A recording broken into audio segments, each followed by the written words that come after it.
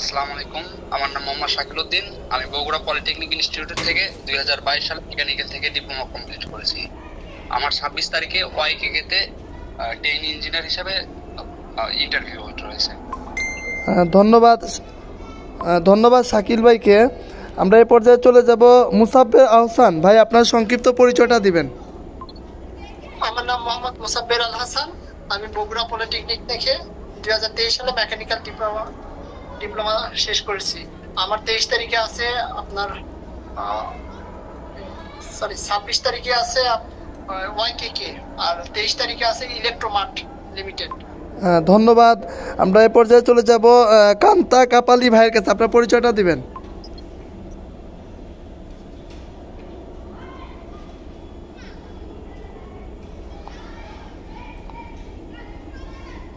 জি, আমি লক্ষ্মীপুর পলিটেকনিক থেকে 2023 সালে ডিপ্লোমা কমপ্লিট করেছি। আমার 25 তারিখ রেনেট ইন্টারভিউ আছে।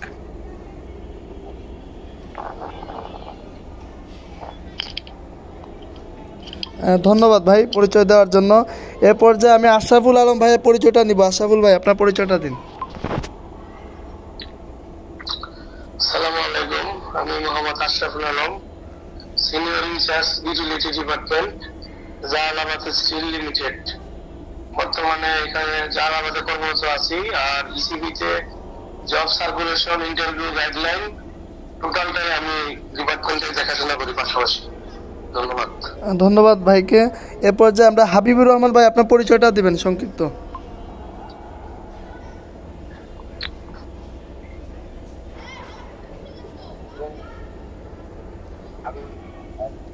ভাই শুনতে পাচ্ছেন? একটু লাউডলি ভাবে বলেন যাতে সবাই শুনতে পায়।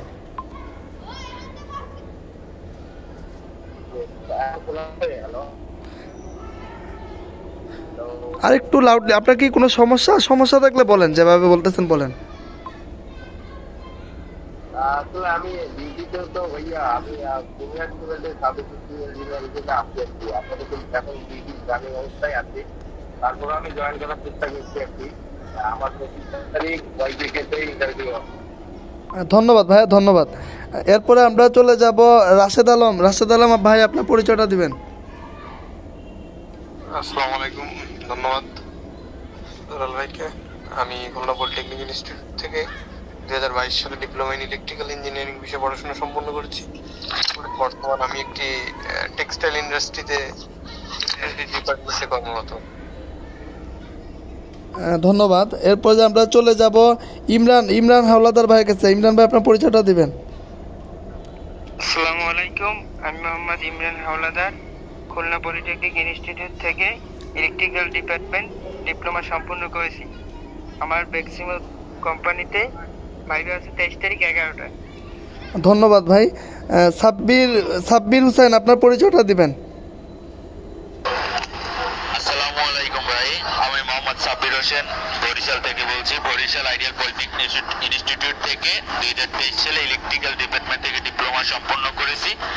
আমার আগামীকালকে সকাল 11টায় মেক্সিমকোতে ইন্টারভিউ আছে। ধন্যবাদ সাব্বির। এক্ষেত্রে দুলাল ভাই কাছে একটু আবেদন, যদি আমার আরো একটা দুই একটা ইন্টারভিউর ব্যবস্থা করে দেওয়া যায় এই সপ্তাহের ভিতরে, আমার জন্য খুব উপকার হইতো। ইনশাল্লাহ আপনি ইসিবির জব সার্কুলারগুলো দেখবেন, ইনশাল্লাহ ওইখান থেকে হয়ে যাবে। আচ্ছা, এরপর যে আমরা সবুজ মিয়া ভাইয়ের কাছে চলে। ভাই, আপনার পরিচয়টা দিবেন সবুজ ভাই।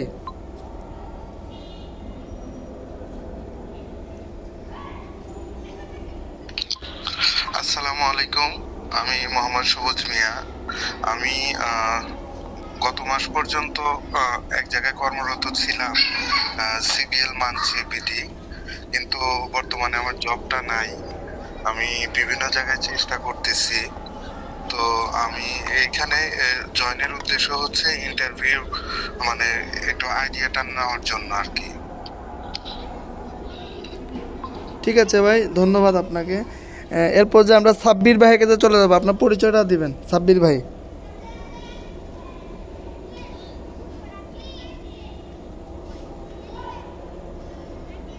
সাব্বির ভাই, কথা শুনতে পাচ্ছেন? আসসালামু আলাইকুম ভাই। আমি তো বললাম মোহাম্মদ সাব্বির হোসেন না?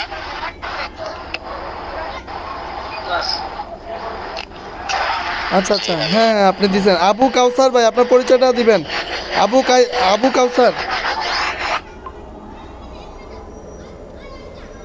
আসসালামু আলাইকুম ভাই। ভাই আমি আসছি ভাই। ওকে ওকে, থ্যাংক ইউ থ্যাংক ইউ। আচ্ছা, এরপর যে আমরা চলে যাব মিরাজ ফিরোজ ভাইয়ের কাছে। ভাই, আপনার সংক্ষিপ্ত পরিচয়টা দিবেন। আসসালামু আলাইকুম ভাই, আমার নাম মির্জা ফিরোজ হোসেন। আমি আহসানুল্লাহ পলিটেকনিক থেকে ডিপ্লোমা ইলেকট্রিক্যালে 2021 সালে পাস করছি এবং আমার আগামীকাল বেক্সিমকো কোম্পানিতে রিটার্ন পরীক্ষা আছে। ধন্যবাদ ভাই আপনাকে। আচ্ছা, আমাদের মধ্যে কেউ বাকি আছেন আর পরিচয় কেউ দেননি?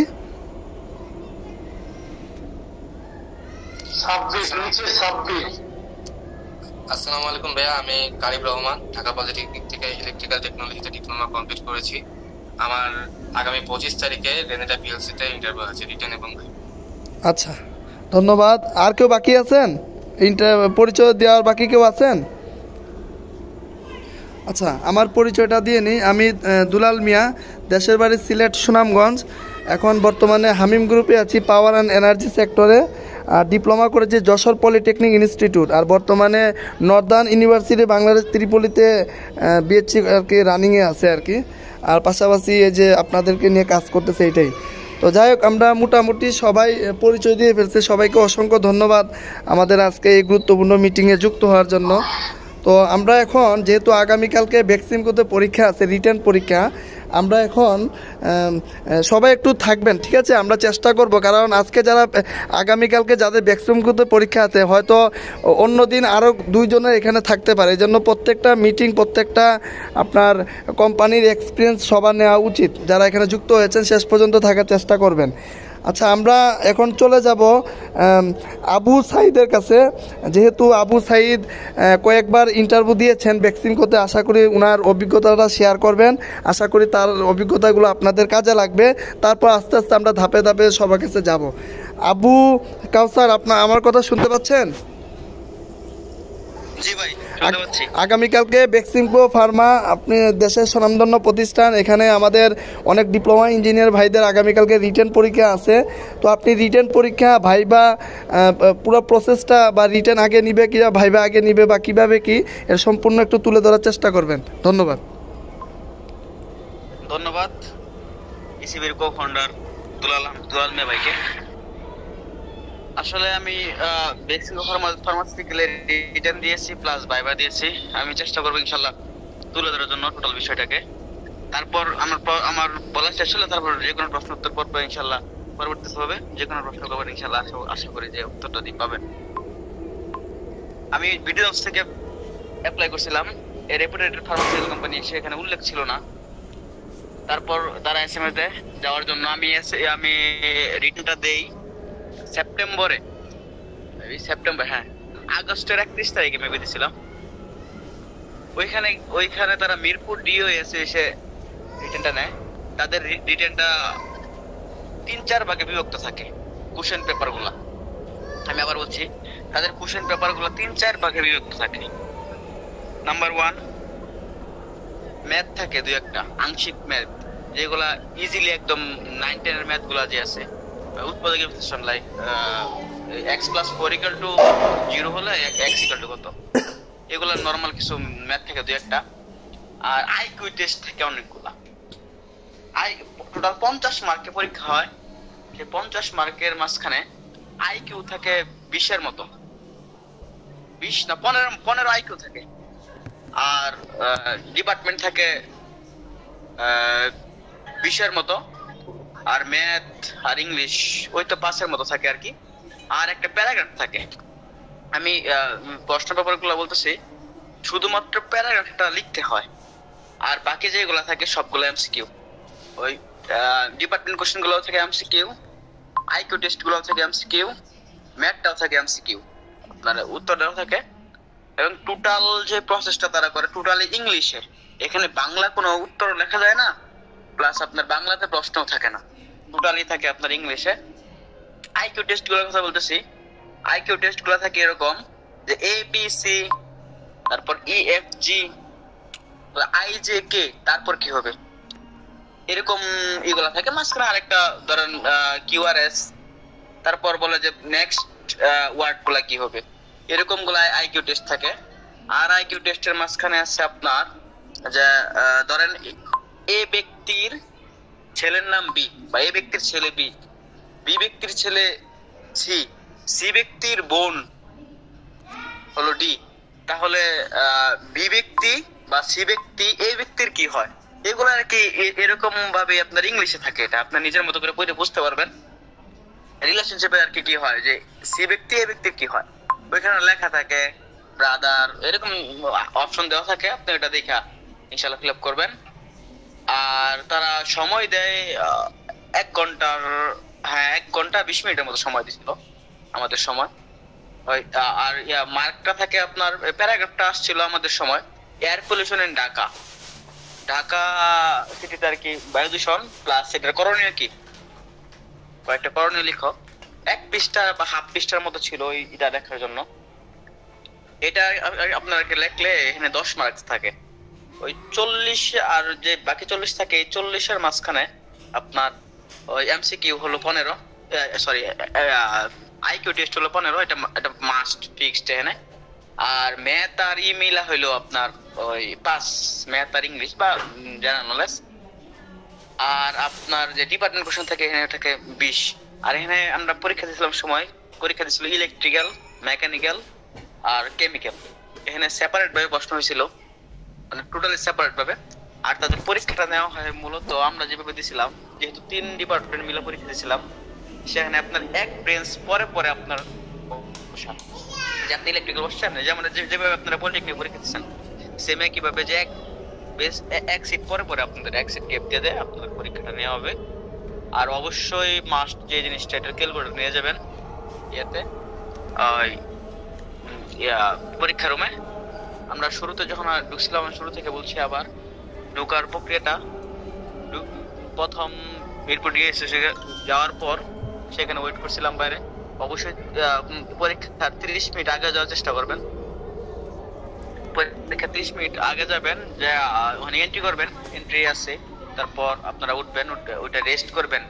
তবে অবশ্যই কয়েকটা জিনিস খেয়াল রাখবেন, যে ওই পরীক্ষা রুমে কোনো ধরনের ফোন ইউজ করবেন না।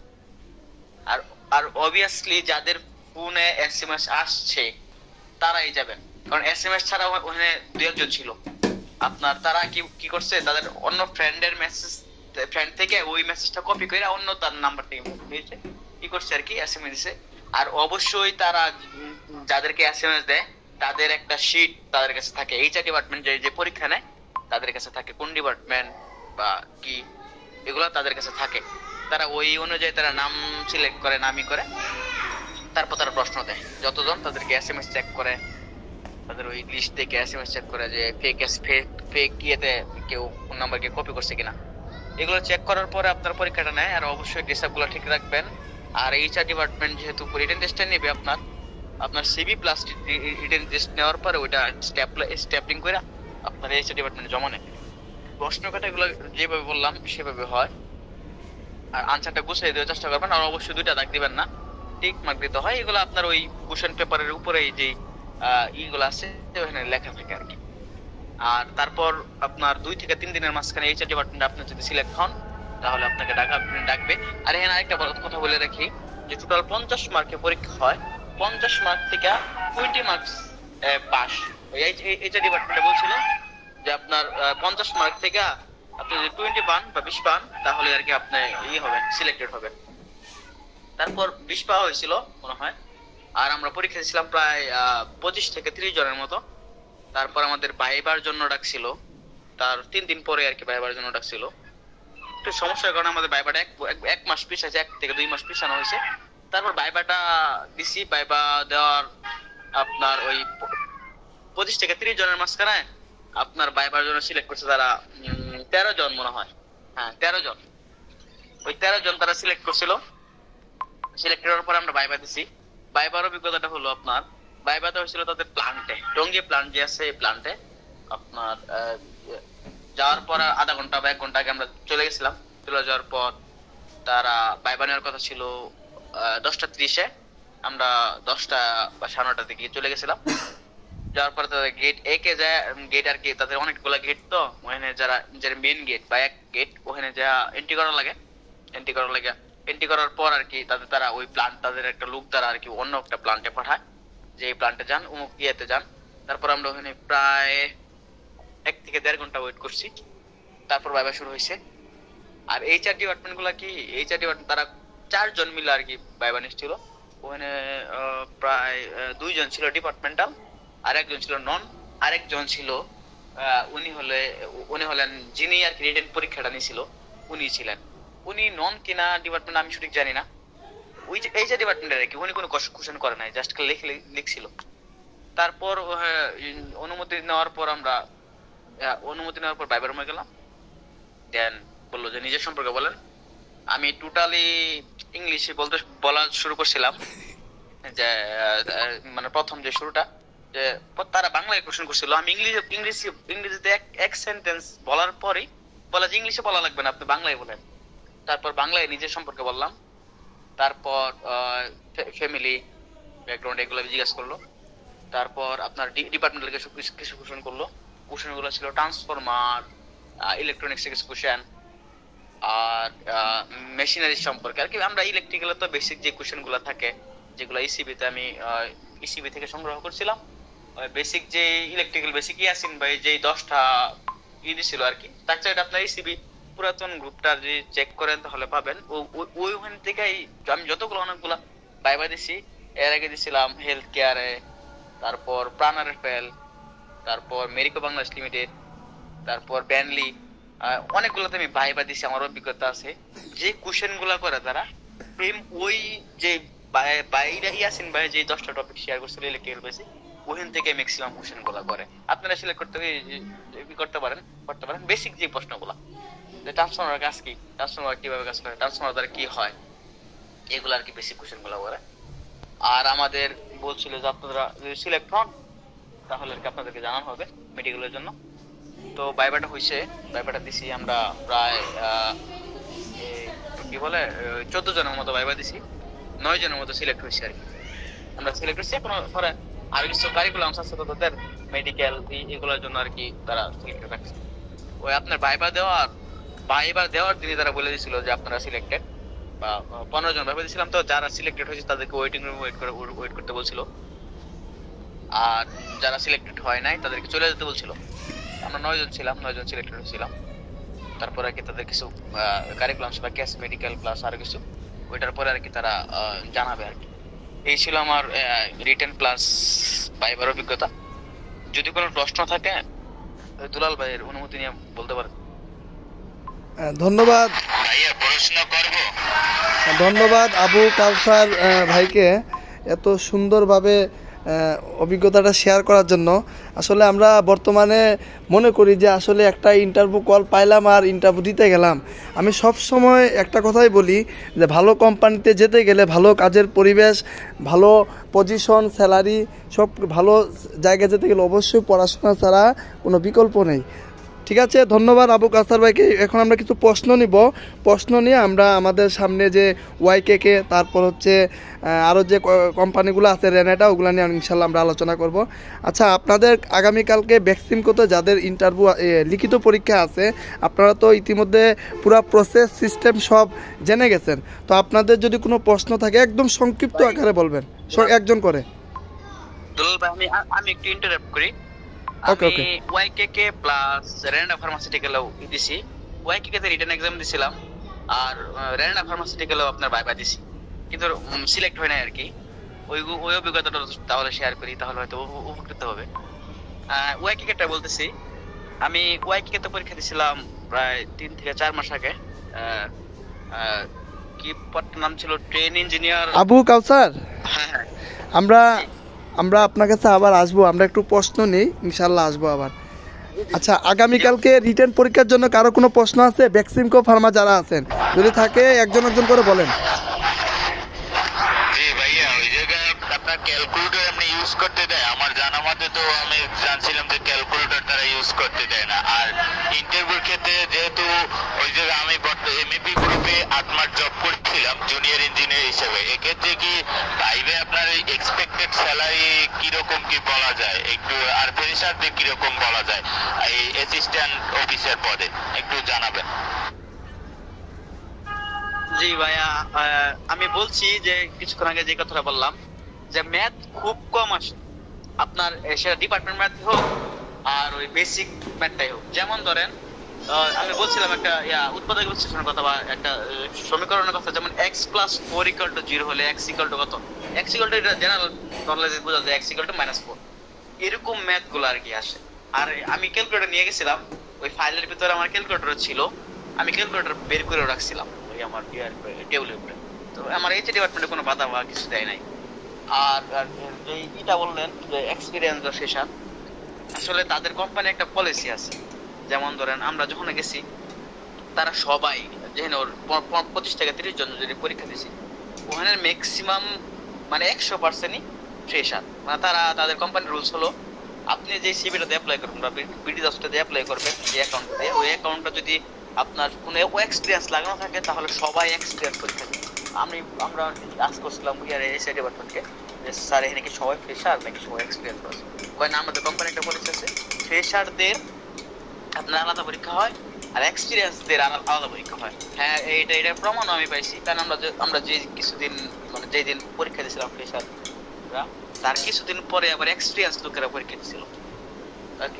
ওই সময় কোনো ফ্রেশার লোক যায় নাই, আর আমাদের সময় কোনো এক্সপিরিয়েন্স লোক আসে নাই। বা একজন ছিল, আমি তাকে বলছিলাম ভাই আপনি ফ্রেশার না এক্সপিরিয়েন্স? পরে বললো যে আমি তো এক্সপিরিয়েন্স অন্য একটা ইয়েতে আসছি, কোম্পানিতে আসছি। আমি কিছু ভাই কি বলেন যে আমাদের বললো যে আরো এক্সপিরিয়েন্স কোনো লোক নেই। ওই ভাই হ্যাঁ আমি আসলে এক্সপিরিয়েন্সই, কিন্তু আমি সিভিতে বা বিডি দফতরে আপডেট করে নাই, এক্সপিরিয়েন্স যে আছে সেটা আর কি উল্লেখ করে নাই। সেই জন্যই আর কি সে ফ্রেশার হিসেবে আমাদের সাথে পরীক্ষা দিয়েছে। তাদের এই কোম্পানি বলেছে অনেক সুন্দর যে আপনার ফ্রেশারদের আলাদা সুযোগ দেয় আর এক্সপিরিয়েন্সদের আলাদা সুযোগ দেয়। আর অবশ্যই তারা ফ্রেশার বেশি নেয়, আর এক্সপিরিয়েন্স কতগুলো নেয় আমি সঠিক জানি না আর কি। আর স্যালারি বিষয়টা আমি যে ভাইবা দিছি, আমি ভাইবাতে বলছি আমাকে এক্সপেক্টেড স্যালারি কতটা। আমি বলছি যে স্যার আপনাদের কোম্পানি পলিসি যত হয় তত দিন, এজ এ ফ্রেশার আমার কোনো চাহিদা নাই। আর তাদের কোম্পানির পলিসি গুলো হলো আপনার অনেক মানে আমি এক বড় ভাই যে দুলাল ভাইয়ের মাধ্যমে এক বড় ভাইয়ের সাথে কন্ট্যাক্ট করছি। কন্ট্যাক্ট করার পর তো উনি বললেন আর কি যে আপনার যদি ফ্রেশার হন তাহলে আপনার বেসিক স্যালারি তারা ধরে 16,000 টাকা।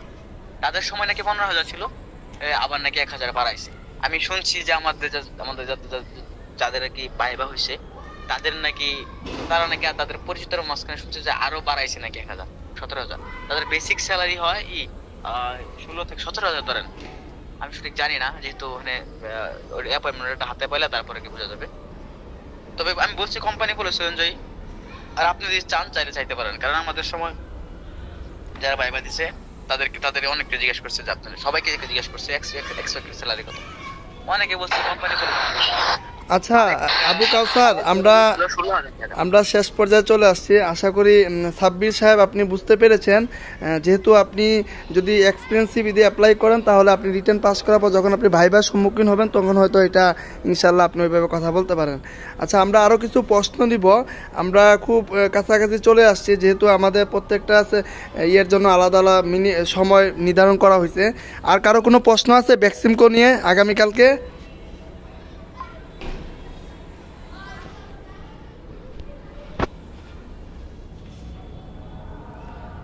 আপনাদের আগামীকালকে যাদের পরীক্ষা আছে ভ্যাকসিমকোতে কোনো প্রশ্ন আছে? যদি থাকে নির্ভয়ে বলতে পারে, কোনো সমস্যা নেই, এখানে আমরা সবাই ফ্রি। ভাইয়া প্যারাগ্রাফটা কি আসছিল, কি সম্পর্কে? আমি বলছিলাম প্যারাগ্রাফটা আসছিল এয়ার পলিউশন ইন ঢাকা, ঢাকার বায়ু দূষণ। এইটাই আসবে যেটা আমি বলতে পারলাম না, কিন্তু আমাদের সময় এটাই আসছিল। ধন্যবাদ। আর আপনি প্যারাগ্রাফ ওই যে কোম্পানির সম্পর্কে জানতে পারেন, বা আপনি অন্য আরও আইডিয়া তো নিলেন যে আসলে কি মানে কি টাইপের আসতে পারে, যেহেতু একটা ফার্মাসিক্যাল অনেক কিছু মেনটেন করে এখানে। যাই হোক, আর কারো কোনো প্রশ্ন আছে? আচ্ছা, আর কারো মনে হয় কোনো প্রশ্ন নেই। আশরাফুল ভাই, আগামীকালকে যাদের ভ্যাকসিনগত পরীক্ষা এই বিষয়ে আপনার 1-2 মিনিটের যদি একটু পরামর্শ দিতেন, যেহেতু আমাদের আবু কাউসার ভাই সব শেয়ার করেছেন, তারপর আপনার থেকে কি পরামর্শ 1-2 মিনিটের ভিতরে শেষ করবেন।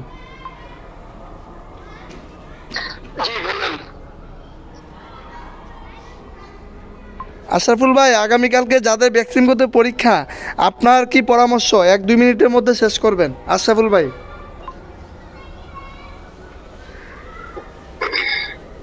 আমার পরামর্শ হচ্ছে যারা দ্বিতীয় পরীক্ষায় তো যে ইন্টারভিউ দিছে এর আগে ভ্যাকসিন খুবই সুন্দরভাবে সবকিছু বলছে, তারপরে আপনারা একটা বিষয় মাথায় রাখবেন যে টাইম মেনটেন করবেন, রিটেন পরীক্ষার সময় দেখাদেখি করবেন না, কারণ প্রত্যেকটা রুম সিসিটিভি আওতায় থাকে, অ্যাডমিন অফিস সম্পূর্ণটাই, তো আপনার অ্যাক্টিভিটি ওনারা দেখবে, কে দেখাদেখি করতেছেন, কে কথা বলতেছেন, ওখানে যে ফোন চালাইতেছেন, এই জিনিসগুলা বেসিক্যালি মেনটেন করবেন। কারণ আপনি এটা একটা স্মার্ট কোম্পানি, ফার্মাসিউটিক্যাল চাকরি কিন্তু সবচেয়ে স্মার্ট বাংলাদেশের ভিতরে, স্যালারি ফ্যাক্ট না, ফার্মাসিউটিক্যাল মানে আপনাকে ইন্টারন্যাশনাল স্ট্যান্ডার্ড চলতে হবে। তো আপনি একটা ইন্টারন্যাশনাল কোম্পানিতে ইন্টারন্যাশনাল স্ট্যান্ডার্ড মেনটেন করা ফার্মাসিউটিক্যালে যাচ্ছেন, যারা ওষুধ বাইরে রপ্তানি করে, বাংলাদেশের বাজার তো আছে, তো আপনাকে মনে রাখতে হবে এখানে কোনো ধরনের এমন অ্যাটিটিউড করা যাবে না যেটা আমি মানে দৃষ্টিগোচর হয়, সবার চোখে পড়ে যায়। ঠিক আছে, আপনি জাস্ট অন্ততপক্ষে নিয়মটা মেনে চলবেন, টাইমটা মেনে চলবেন, আর ওখানে যাই একটু শান্ত থাকার চেষ্টা করবেন। কষ্ট প্রতিযোগ বা সহযোগ অতিরিক্ত চাপ নেওয়া যাবে না, ঠান্ডা মাথায় উত্তরগুলো দিবেন। আর নাম, ধরেন আপনাকে নাম দিবে, সিরিয়াল নাম্বার দিবে, এই জিনিসগুলো একটু সুন্দর করে খেয়াল করে লিখবেন। অনেকে দেখতেছেন নাম না লিখে শুরু একদম পরীক্ষা দিয়ে যায়, এটা করা যাবে না। আগে নাম লিখতে হবে, কি পদে ইন্টারভিউ দিচ্ছেন, এই পদটা অনেক সময় লেখা লাগে, ফর্মের নিচে লিখতে হয়, এই জিনিসগুলো একটু লিখে জমা দিবেন, কারণ আপনার নাম আর পদবি লিখে জমা দিলেন না, ওনারা খাতা এটা বাতিল করে দিবে। ঠিক আছে, এই ছোটখাটো বিষয়গুলো একটু নলেজে নিয়ে রাখবেন, যাতে মিস্টেক না হয়। ধন্যবাদ। ধন্যবাদ আশরাফুল আলম ভাইকে, অনেক সুন্দর গুরুত্বপূর্ণ কথা বলেছেন। আমি 1 মিনিট বলে আমি আমাদের ফার্মাসিক্যালটা এইটা ক্লোজ করে দিব। দেখেন, আশরাফুল ভাই যেটা বললো, আসলে বাংলাদেশে বর্তমানে কাজের পরিবেশ বা পরিস্থিতি বা আপনার ভালো কলিগ সব কিছু মিলে কিন্তু ফার্মাসিক্যাল বেস্ট। কেন? ফার্মাসিক্যালে যারা সিনিয়র ইঞ্জিনিয়ার বা যারা অ্যাসিস্ট্যান্ট ম্যানেজার সবাই কিন্তু পাবলিকের, বুয়েট বিশেষ আমি এসকেফে যখন গেছিলাম দেখলাম ওখানে সব ডুয়েটের। তো এরকম যত পাবলিক ইউনিভার্সিটির মেধাবী যে স্টুডেন্টরা আছে সবাই কিন্তু ফার্মাসিগুলোতেই ক্যারিয়ার শুরু করে বেশিরভাগ, আমি যেটা দেখছি, কারণ আমি অলরেডি কয়েকটা ফার্মাতে আমি ইন্টারভিউ দেওয়ার সুযোগ হয়েছে। তো এই জন্য আপনাদেরকে বলবো যে পড়াশোনা করতে হবে, পড়াশোনা ছাড়া কোনো বিকল্প নেই। আর অবশ্যই কম্পিউটার কোম্পানি সম্পর্কে ভালোভাবে জেনে শুনে যাবেন। হ্যাঁ, আরও বিভিন্ন বিষয় থাকে, এগুলা ভালোভাবে আয়ত্ত করে ভালোভাবে পড়াশোনা করে তারপর ইন্টারভিউ দিতে যাবেন, যাতে করে ফার্স্ট চান্সে ফার্স্ট সুযোগে যেন আপনি কাজে লাগাইতে পারেন। কারণ যখন আপনি একটা ভালো কোম্পানিতে ক্যারিয়ার শুরু করবেন তখনই গিয়ে আপনার সামনের পথগুলো সহজ হয়ে যাবে। আজকে আপনি কিতে ধরেন ভ্যাকসিন কত হইলো, হ্যাঁ, বাংলাদেশে কিন্তু 2টা ইন্ডিয়ান ফার্মাসিক্যাল আছে। হ্যাঁ, এটা কিন্তু খুব ভালো। ওদের টেকনিশিয়ানদের স্যালারি শুরু হয় 35,000 টাকা থেকে, 35,000 টাকা থেকে শুরু হয়। 2টা ইন্ডিয়ান, একটা ওদের গাজীপুরে আছে আর একটা নারায়ণগঞ্জে নতুন করতেছে, আমি নামটা এখন বলতেছি না। 2টা ইন্ডিয়ান কোম্পানি, এরা টেকনিশিয়ান, যারা ওদেরকে টেকনিশিয়ান ডিপ্লোমা, হ্যাঁ, ওদেরকে 35,000 টাকা দিয়ে ওদের শুরু হয় ফ্রেশার, আর অন্যান্য সুযোগ সুবিধা আমি বাদে দিলাম। ঠিক আছে, তো এরকম যেহেতু বেক্সিমকো ফার্মা অনেক ভালো, এটা ইন্টারন্যাশনালভাবে ওনাদের ভালো, মাঝে ওনাদের একটু সমস্যা ছিল, এখন সব কিছু আবার নর্মাল হইতেছে। তো এখান থেকে যদি আপনারা অভিজ্ঞতা নিতে পারেন ইনশাল্লাহ বড় ফার্মাসিক্যালগুলোতে যাইতে পারবেন। আর একটু বলে আমি শেষ করব, সেটা হচ্ছে আপনারা যদি দেশের বাইরে ক্যারিয়ার করতে চান তাহলে বাংলাদেশে আপনারা কি করবেন, LPG, gas sector, oil sector, pharmaceutical, heavy ইন্ডাস্ট্রিগুলোতে ক্যারিয়ার শুরু করবেন। এখান থেকে যদি ক্যারিয়ার নিতে পারেন ভালো কিছু, তাহলে দেশের বাইরে কিন্তু আপনারা সহজে যাইতে পারবেন, এটা কিন্তু ইজিলি। কারণ দেশের বাইরেও কিন্তু অনেক ফার্মাসিক্যাল আছে এবং অনেক বড় বড় হেভি ইন্ডাস্ট্রি আছে। আর পাওয়ার প্ল্যান্ট বলেন বা অয়েল সেক্টর, এলপিজি সেক্টর, এগুলোতে যদি ক্যারিয়ার যদি 4-5 বছর চাকরি করতে পারেন তাহলে কিন্তু লিঙ্কডিনে কিন্তু অনেক অপরচুনিটি হয়। তখন কিন্তু সৌদি আরব বলেন, কাতার বলেন, ওমান বলেন, ইউরোপে অনেক দেশ আছে, অস্ট্রেলিয়া, কানাডা, অনেক সার্কুলার আছে। আপনার যদি অভিজ্ঞতার সাথে যদি ম্যাচ হয় আপনি কিন্তু সহজে একদম ফ্রিতে পরীক্ষা দেবেন, ইন্টারভিউ দিবেন, চলে যাবেন বাইরে। তো এই একটা বড় অপরচুনিটি, এই জন্য আপনারা চেষ্টা করবেন কোন কোম্পানিতে যাচ্ছেন, কোন কোয়ালিটি কি, এইটা মাথায় রাখবেন। ঠিক আছে, আমরা বেক্সিমকো এটা শেষ করে দিব, এরপরে আমরা রেনেটাতে চলে যাব। সবাইকে অসংখ্য ধন্যবাদ।